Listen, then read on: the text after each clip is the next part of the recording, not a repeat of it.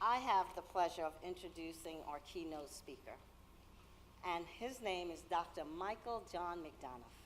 He assumed his duties as the 8th president of Raritan Valley Community College on June 2nd, 2014. Prior to joining Raritan Valley Community College, he was the provost and vice president of academic services at Monroe Community College. He holds a BA with honors in film and drama, and then he becomes a college president. Well, being a college president, you have to act. You have to be dramatic. And a postgraduate certificate in education from Reading University in England. He also holds an MA in English from Oklahoma State University, a PhD in English from the Pennsylvania State University, and a certificate in educational management from Harvard University.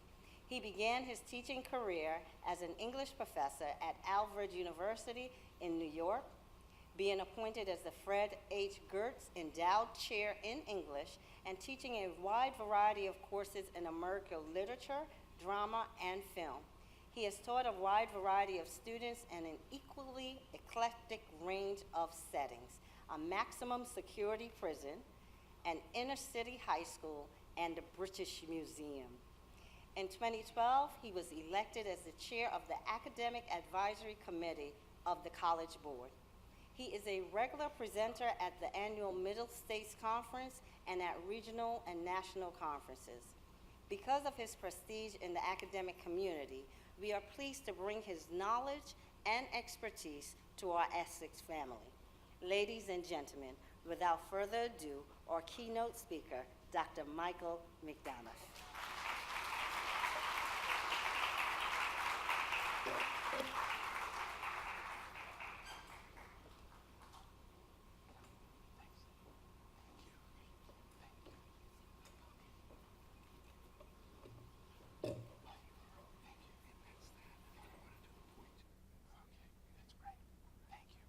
Well, good morning. I wish I had a great story about the leg. I sort of wish it began and I saw the shark, and it doesn't. It's a sad tale about my age and about my stubborn refusal to let my boys beat me. When I fell over, by the way, they kept on running. So, I mean, what an honor and what a privilege to be here this morning. This is my absolutely favorite time of the academic calendar. It's our new year. It's our opportunity to meet together and to just be in awe of the tremendous opportunity we have to help students. This is my 34th academic convocation. And when I don't have that feeling in my stomach of anticipation, it's probably time to stop doing it. But it really is such an honor to be here. Let me say a few things before I begin. I certainly need to acknowledge and congratulate President Gibson, who in October will be inaugurated as your 7th president. What a remarkable accomplishment. Congratulations.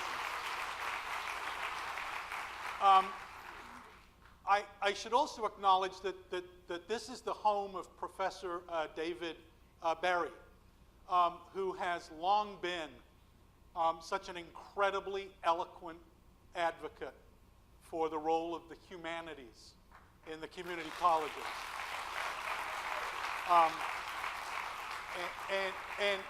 And really, what an honor to be a visitor to his campus.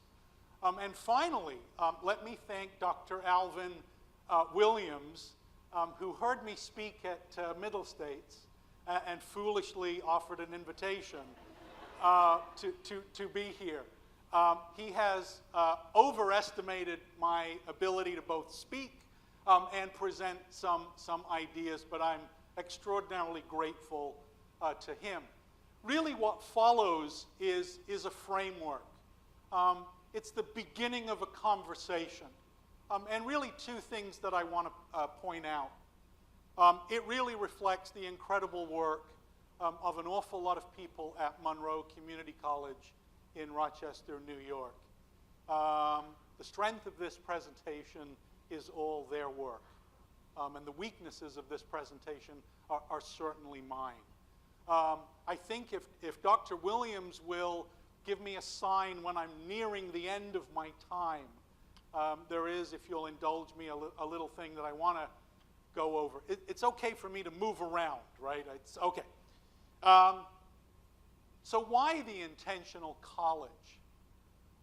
Why now should we be embracing these kinds of ideas about this new organic opportunity for community colleges? I really think we're in a Dickensian moment in community colleges. I think this is the best of times, and I think it's the worst of times in some way. And I think 4 questions really define a lot of the work you're going to be doing this year, the work that I'm going to be doing this year. And the first question is, how do we maintain the transformative mission that we have? We are, without doubt, the college of opportunity. And we have to be ever vigilant, I think, about that mission of access. We can't simply just open the door and think that students will walk through. They really need you as their compass. And that's a sort of image that I'm going to keep returning to. It's simply not good enough that we give students roadmaps unless we are the roadmap for them in a very organic way. It's everything your president just said. It is about that collegial, collaborative community of people who work on behalf of the aspirations of our students. Second, community colleges now reflect the emerging new America. And how do we nurture that ever empowering, inclusive community that is on our campuses? It's an incredible privilege to be on our campuses and to witness this amazingly changing culture and society that we live in. That's an awesome responsibility we have.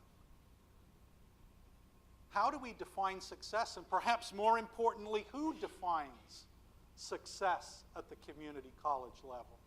So we'll talk about that a little bit. And finally, how do we really address affordability? And affordability, and your president so eloquently identified that. In the past 30 years, we've suffered a 20% decline in national, state, and local support. We've shifted that on the backs of our students. We've shifted that responsibility to many of our students who can least afford it.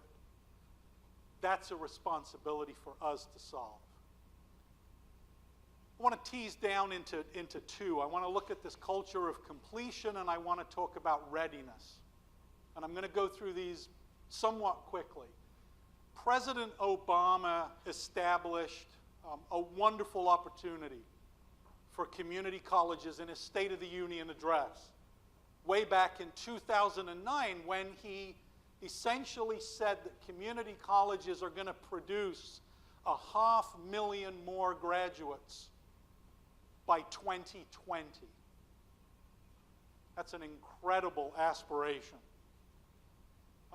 It is the people in this room that will make that a reality, working in cooperation with our students. But this culture of completion has set in motion an incredible rhetoric about community colleges. Everybody has a solution to the completion agenda. Often, it is funders who have a solution. Many times, it seems to be a solution in search of a problem. Here's some of the data This is from the National Center for Educational Statistics. The graduation rate, and this is the 2009 cohort, so it's those full-time, first-time students. And by the way, that's a problem too in terms of how we measure success. This is simply first-time, full-time. In 3 years, a degree or a certificate. It's 20.4%. In New Jersey, as a composite of the 19 colleges, it's 17.1. It becomes increasingly distressing when you tease that number to represent various student populations. And it speaks to the kind of work that we have to do. And the other is this crisis of readiness. The Community College Research Center estimates that we spent in 2013 about $7 billion on developmental or remedial education. But what is really disturbing about that developmental sequence is how few students navigate the complexity of that sequence, matriculate into a program, and complete that program. And we have got to find ways, and I don't think it's a one-size-fits-all. There's a lot of research about best practice. There's an awful lot of research about modularized, accelerated, contextualized learning community, K through 12 initiatives. We can fix this problem. We can absolutely fix this problem if the entire institution focuses its will on fixing that problem. So, 2 assertions, and then I promise you I will get to the presentation. I think most of us here, if not all of us, work at a community college because of our passionate belief in access and in opportunity. And that, for at least the last 50 years, has certainly defined the incredible growth of the community college, to the point now where we almost educate half of all undergraduates in America. That's a remarkable statistic. But we now know today that we have a kind of crucible moment. And the crucible moment is access alone isn't good enough. It has to be access to individual success. It has to be that student that walks on your campus the first day of class and has such a vivid dream. We must realize that dream. We must allow that student to recognize her aspirational dream. So that's what I think the intentional college is.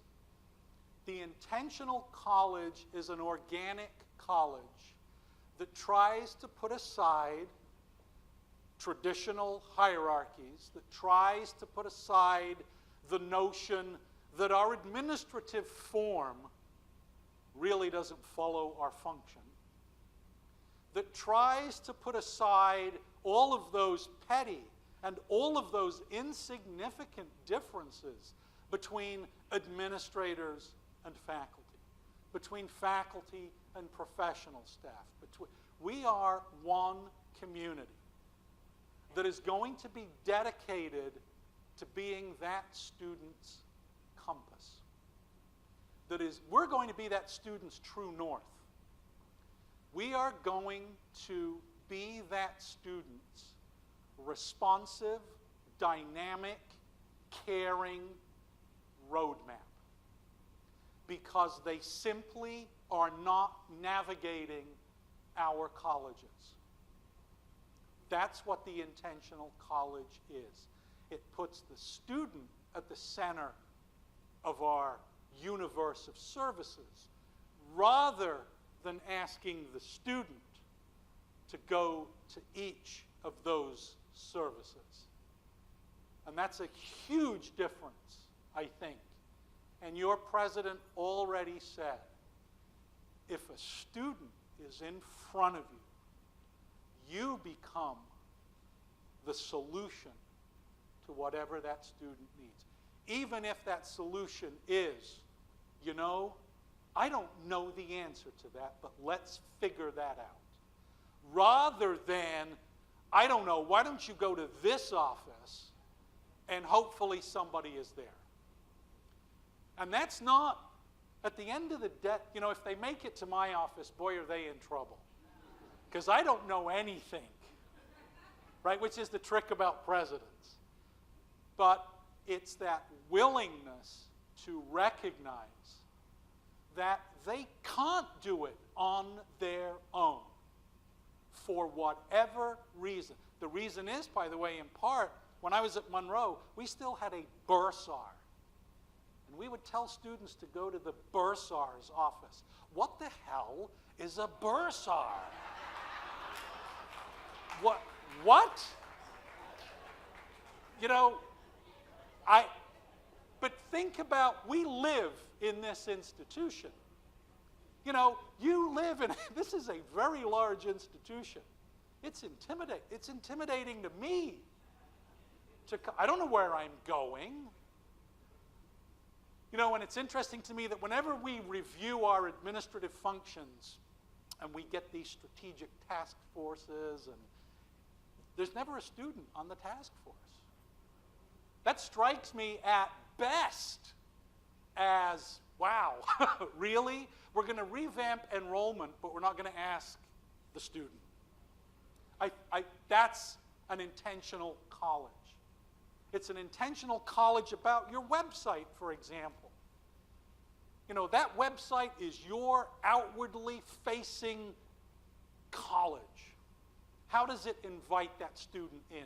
What does it say about who you are to that student? We would do crazy things at Monroe. I mean, we would do crazy things like we would send you in the mail your student number so that you could then log on in the mail, even if they were on campus. Really? You'd send it to them and then we would give them a temporary number that they would have to log on, then they would have to change the number. This is crazy. Amazon.com loves me. And if they can begin a relationship with me, can't we begin a relationship with our student like that? I mean, I think we can. There are 5 major things I want you to think about today. And the first, and these are ways to organize a college. And the first is, we've got to connect. And again, what I've done here is, and I'm not going to go through all of these. I know that we're running a little behind. I just want to highlight some of the things we can perhaps think about. We have got to afford students the opportunity, before they are our students, of making a significant connection with somebody at the college. And the key word is significant. And by the way, what's significant to our students, we often don't recognize as significant. We have got to place students in defined programs of study. The statistics are incredibly compelling. Regardless of academic ability, students come on our campuses wanting, for the most part, to study something. And a lot of time we tell them, hey, guess what? You don't get to take a real college class. We're going to put you in this sequence. And we have to stop doing that. We have to stop doing that. Every student should design a completion plan in paper that we hand to them that becomes their individual roadmap, that becomes the document that frames every conversation we have with those students, regardless of where they are in that developmental sequence. When I first went to Monroe, the very lowest performing of we used AccuPlacer to place students. Math was always the most problematic. You could be placed in a math sequence where it would take you 5 classes to get into the credit-bearing math course. Can you imagine how dispiriting and deflating and defeating that is to that student? And it's not about surrendering academic rigor. I am all for academic rigor. But there's a context in which we articulate academic rigor. We have got to provide those pathways. You're already doing things. Your president has already outlined the things you're doing. We've got to relook at our K through 12 partnerships. We cannot solve readiness by the time they arrive at our colleges. I am absolutely convinced of that. We have got to be working. We have got to be working. We have got to be working with 6th graders, with 7th graders, with 8th graders. We have got to build a college expectation culture with those students. Common Core, and I've moved from New York State, which completely fumbled the Common Core implementation because of cowardice and politics. So I will never be invited back to this college or to New York. Common Core is about our ability to provide students with as rigorous, as deep, and as connected an education as possible. If we get it right, that seamless transition into college will be a wonderful moment for us. And I think we can get it right. I hope we can get it right. It's not about evaluating teachers. It's about the kind of education our children deserve. So, by the way, in New York State, the process is already in motion to defund community colleges teaching developmental courses. And that's nationwide. And what that misunderstands completely is that we don't just serve 18-year-olds. We serve everybody. That is the unique mission of the American Community College. We believe in lifelong learning. Well, this is where it happens. And that population, if I took AccuPlacer right now, I can't imagine what my math score would, well, I can. And it makes my CFO very nervous. The second step is enroll. And it's when those students actually show up on campus. And I'm going to say some things. We've got to make stuff mandatory. It's that simple. Because we know, thanks to SESI, students don't do optional. If you present them with the option, they will inevitably choose the wrong option. Those of us who are parents know this. On a daily basis. It's not like, they don't know. It's daily. It is daily.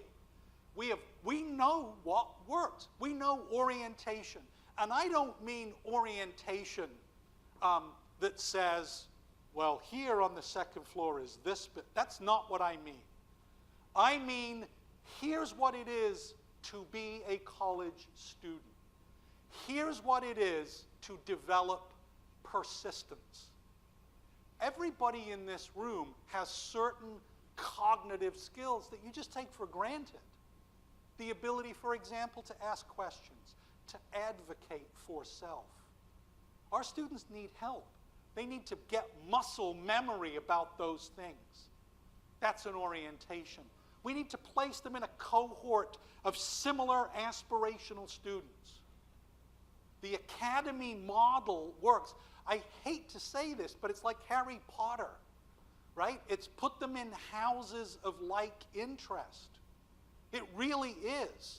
It really is. Because then that peer group creates such a wonderful culture for those students. And by the way, I think re-energizes our campus. It lets us do lots and lots of things. And it really is this use of technology to better understand our students. All I want technology to do beyond work is to provide me, oh, I know. See, that's horrible, isn't it? That's just a cheap shot at IT. It's just completely uncalled for. And yet I can't help it. No, I'm kidding. I want you to know that the most anguished budget meeting is always with the VP of technology, because it is so expensive. We're never going to keep ahead of it. And they always want something that I don't understand what it is it does. But we've got data. We know that there are predictive analytical models out there that will tell us this student is going to need this kind of help. We also have models out there that tell us exactly where a student is not grasping the concept. We've got to get smarter about this. We've got to free faculty to be that amazingly innovative and dynamic person they are. And if we can provide, it's exactly here in this quadratic equation where the student is just not making that connection. That's how you accelerate developmental learning, I think. That's how you use technology. Engage. We have got to engage this generation of student. And we've really got to embrace a high-impact learning culture. And I mean learning culture that incorporates everybody on this campus. I don't just mean in the classroom. Clearly, at the classroom, that is the heart of the magic that happens. And I continue to be in awe of that magic. One of the reasons that I don't teach anymore is that we were hiring professors who were just so much better in the classroom than I was, and it was embarrassing. But kind of a good thing, because where do you go? Well, you become an administrator. And you hire those people. So anyway, there's been remarkable work about innovative pedagogy and about how you sustain that innovation, for example, by fundamentally and authentically linking student life to what goes on in the classroom. It is not simply clubs and organizations and an opportunity to play at something. That's not what student life is. Student life is that immediate expression of allowing students to apply what they're learning in the classroom to the real world. Very quickly, I worked with a student one year when I was at Alfred University, and she was an amazing student, overcome incredible barriers, and became the Student of the Year. And the Student of the Year got to give a speech at honors convocation. And I felt for sure, there I was sitting in the front row going, she's going to talk about me. She's going to talk about me. She's going to talk about, this is going to be great. And I'm sitting there and I'm sitting there. She gets up and I'm listening. And I'm still listening because I'm not being mentioned. But the Associate Dean of Student Life was mentioned repeatedly, sickeningly repeatedly. Because we had a UN club, and the student had participated in the UN club. And this just opened her door. And she went on, this particular student went on to a master's to a PhD. She's now in Washington, D.C. at some horrendously complicated think tank who does incredibly smart things because of student life. And that's what that is about. I've got to say this. Teaching matters. It matters, and we've got to restore, right, that opportunity. I have no idea what that slide is supposed to represent, but really what I want you to ask about the teaching aspect is really some fundamental questions about what we want our students. Why is this part of an intentional college? Because it's part of that roadmap. This is how we keep students here. We let them apply learning. We've got to promote deeper thinking. There's the rigor. I'm not trying to get rigor out of it. We've got to let students synthesize learning from all of their general education courses. That's the remarkable promise of the liberal arts. That it's not you take one course here and then immediately forget it. The saddest part of the year for me is the textbook buyback line. I don't want them selling their textbooks back. I want them keeping their textbooks, right? Because it matters profoundly that they understand what they've learned in political philosophy informs the sciences and informs the history course. I want all of those to become even richer experiences for students. We've got to let students create their own content. We've got to one of the reasons I no longer teach is I was an English teacher, and every semester I would teach composition. I was the world's worst composition teacher and there's nobody going to disagree with that. I was still using Aristotelian heuristics to teach writing. I don't think ever has a student come up to me after they've gotten a job and said, I'm so glad that we did that comparison and contrast essay. Because, damn it, the first day of the job, my boss came up to me and said, could you write a comparison and contrast? Never. Never happens. Now, the fundamental skill in that, yes. That's what I mean about this incredible energy that we've got to reinvent and to reimagine ourselves. I just want to give a plug here for AAC&U and their LEAP project. It's the high impact practices. I think the intentional college embraces all of these. I think if we're not providing our students opportunities to participate in a learning community, to participate in collaborative assignments, global learning to me is so important. Our students are going to inherit a world that is unrecognizable from the world I inherited in 1980 when I graduated. I mean, think about what 1980 looked like, and now flash forward. I mean, it's incredible. I look at my children. I have young children. I have no idea why. And I look at them. I do know why.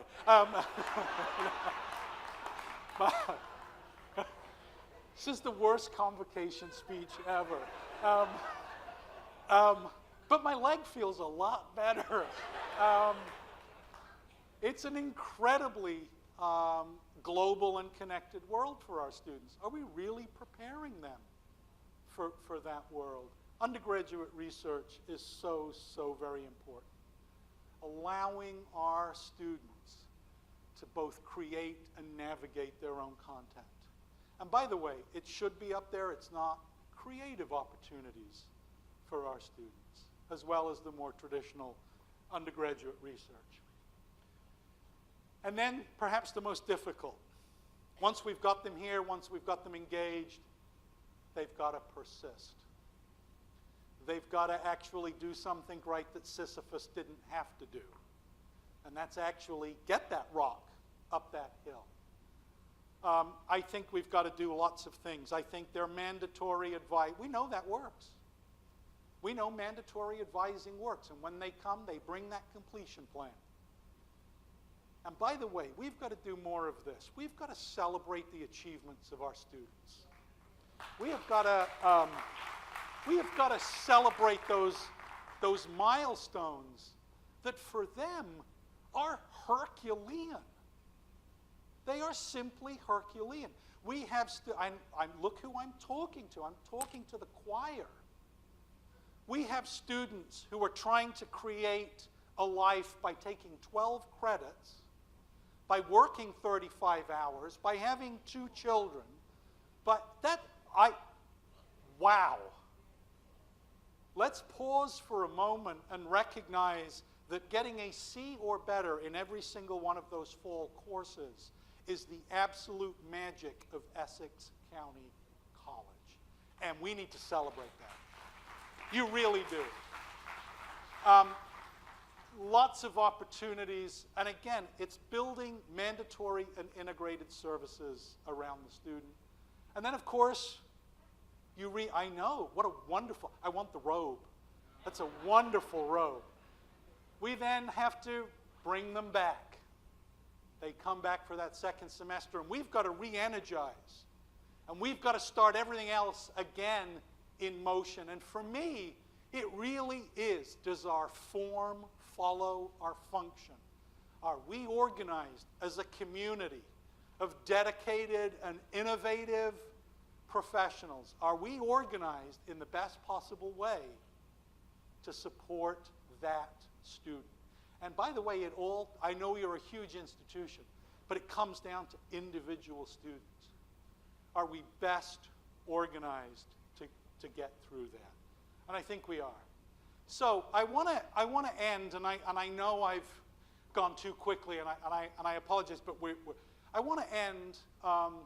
So I kept thinking about this a lot today, and I really do want to acknowledge to your president that this is an incredible honor. This is an incredible privilege to be at your institution and to think for a moment that you're going to listen to what I have to say. And it struck me that for so many of us,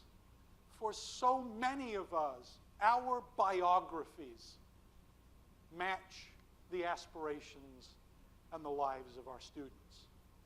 And so I am a terribly sentimental person. And I just wanted to take a minute to acknowledge how I feel about this collection of dedicated people. Because I'm here, right? I'm standing here because somebody did it for me. Right? I am absolutely standing here because of that. And I wanted to get this right. And forgive me, I know this is terribly indulgent of me, and I hope you will indulge me. But I just want to tell a story. And I hope you recognize that I feel it's our story. So I grew up in Preston. I'm in Lancashire. It's a very gray industrial city in the northwest of England that had been in decline for much of the 20th century. Preston, when I was growing up, was so bleak that I would like to remind you that Charles Dickens used it as the city in hard times. Not a fun read. I lived there. I lived at 239 St. Paul's Road in a terraced mill house built in 1883. And in 1970, I went there to William Temple Secondary Modern School, the school that was designed for you to leave at the age of 14 with a trade. Perfectly good Conservative Party philosophy. My English teacher was Mr. Robert J. Ogden. And he would be my teacher for the next 5 years. He would guide me through my O-levels and on to W.R. Tucson Sixth Form College and my A-levels. My debt to Mr. Ogden is immeasurable. While visiting Preston last year, I learned that Mr. Ogden had died a few months earlier. He had retired from William Temple. He had seen his son graduate from college and move to Ohio. And he had begun to travel with his wife, Jane, a fellow English major he'd met at Lancaster University, quickly married and moved to Preston in 1970 for his first teaching position. But I knew nothing of that Mr. Ogden and of that life. I knew Mr. Ogden, the teacher, and I am a teacher because of him. Mr. Ogden introduced me to the unending magic of literature and to a world of larger promise than that of Paul's Road. We read Gerard Manley Hopkins and discovered a world of pied beauty. We read Thomas Hardy and felt a kinship with Jude, and we read Mr. Ogden's favorite, Dylan Thomas. And we shared in both the passions and the horrors of his tortured genius. Mr. Ogden organized a theater trip, and I saw my first live play ever, Arthur Miller's The Crucible. I never recovered from that moment, and I spent 3 years pretending to be an actor at college. Boy, was I bad. Mr. Ogden graded our work with a fountain pen, writing encouragement in large, bold strokes. His office was in the library, and if you went to see him, you'd get a guided tour through the library, past Jane Austen, George Eliot, the war poets, Bertolt Brecht. He was patient, wise, and above all, a relentless mentor. I escaped Preston, attended Reading University, and began my American invention because of Mr. Ogden. I wrote a letter to Mr. Ogden several years ago. In it, I tried to tell him how much he had shaped my life. I thanked him for my lifelong passion for literature and for my incredibly rewarding life in education.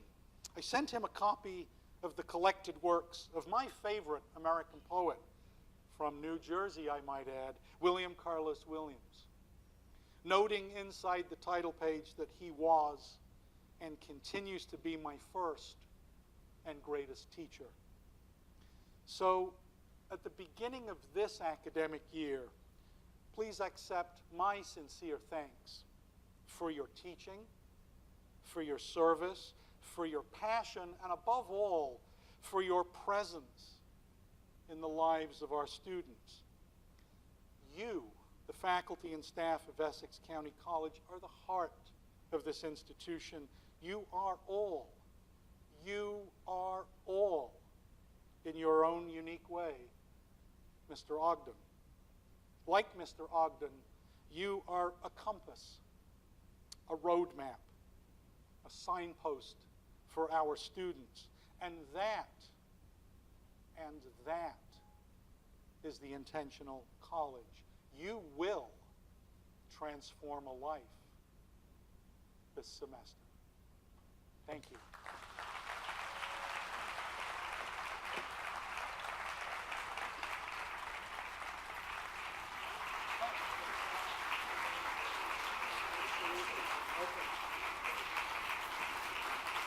Thank you.